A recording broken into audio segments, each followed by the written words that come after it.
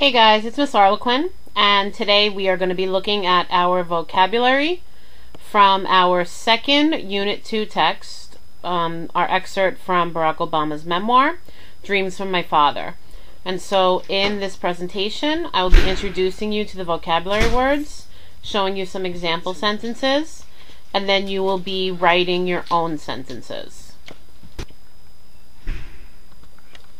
Alright, so the first thing I'd like you to do is take your vocabulary sheet, and for each of the vocabulary words, I would like you to rate your prior knowledge of the word.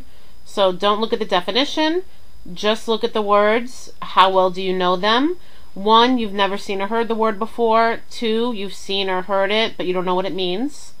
3 is you know the word, you could give a definition. 4, you are an expert on this word, you know it, you can get a definition. You can use it in several sentences. You could teach it to somebody else. Our first word is accommodate. Second word is destiny. Our next word is destiny. Our third word is inherent. Our fourth word is contemporaneous. Fifth word is composite. And sixth word is opaque. Alright, so our first word is accommodate. Accommodate is a verb, and when you're accommodating someone, it means you're accepting an idea or an opinion, especially when it's different from yours. So it's kind of like a compromise.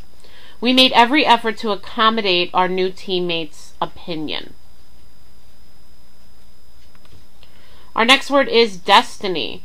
Destiny refers to things that are going to happen in the future, especially those that cannot be changed or controlled. So people who believe in destiny believe that there are certain things in life that are going to happen no matter what you do. It's almost as if it is written in stone, as if it's been determined the moment you were born.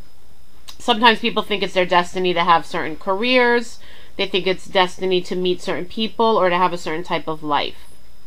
Amisha wondered whether it was her destiny to live far away. Another example would be, it was the young prince's destiny to one day become king. Alright, our next word is inherent. When you describe something as inherent, you are describing something that is just a natural part of someone or something.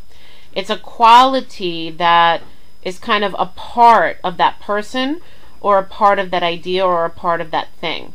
So an example would be adventure sports. Any kind of adventure sport is going to be dangerous. It kind of goes hand in hand with what adventure sports are. So you could say adventure sports have inherent risks.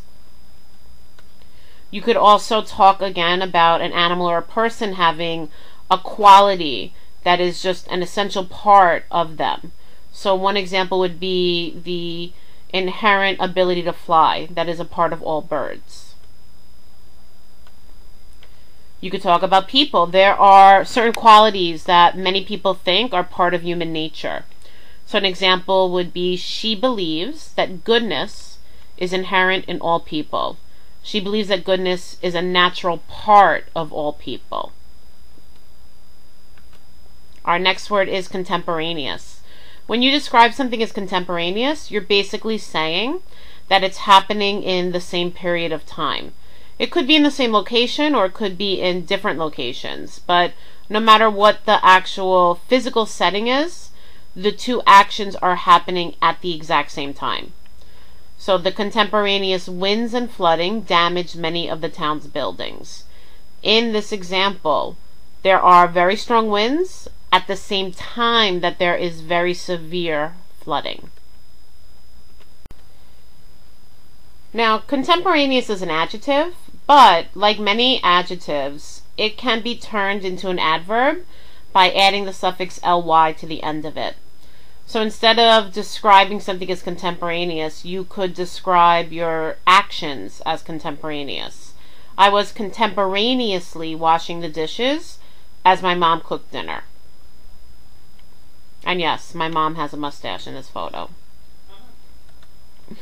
Alright, our next word is composite.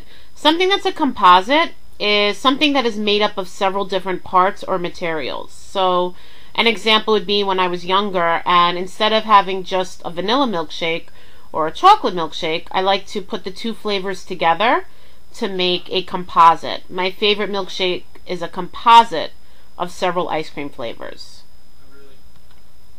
Frankenstein's monster is also a good example of a composite. He's a composite of different dead people's body parts. And in this picture, we see that this is a composite of Frankenstein, Dracula, the Wolfman, and the Mummy.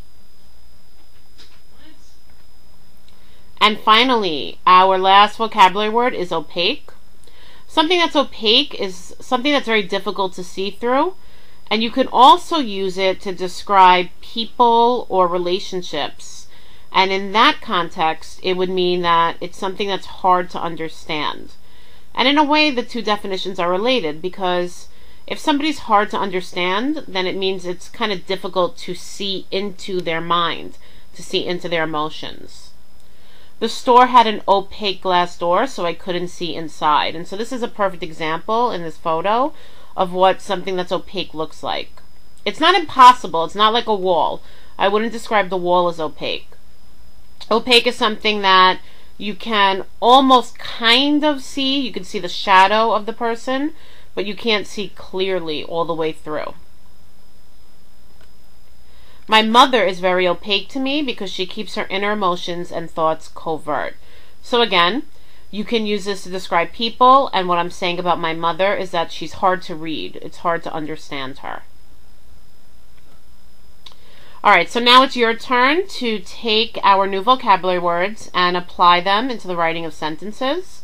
So you want to remember that as you write your sentences, you want to make sure that you're using the word properly, and that you are also using very effective context clues. So you want your sentences to be detailed. You want to try to cover as many of the 5 W's as you can, particularly the why and the how, because usually the why and the how is really going to give you those really strong context clues. You've got sentence frames on the screen that you can use if you want to, and I look forward to seeing your sentences tomorrow.